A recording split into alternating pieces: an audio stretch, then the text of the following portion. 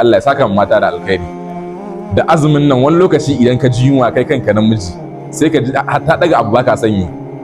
amma su mata bayan Allah suna kicin su sauke wannan, su soye wancan, su dafa wancan, su gama jerawa, su kai awa nawa suna kicin suna aiki, su gama su zo su shirya ma, kuma an sha ruwan kila abin da za su ci ko plate ɗaya bare kai ba,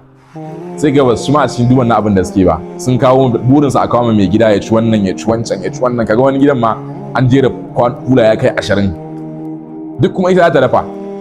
tana tsaye ana cikin wannan azumin, ga mace da rauni amma haka ta dafa fannin ta yi wannan ta yi wancan kuma ta gama ta kawo ma, sai ta ga ka sha ruwa tukunna, ayanta ma sun sha ruwa kafin ita tukunna ta dawo kanta. To kaga Allah ya saka mata da alkhairi,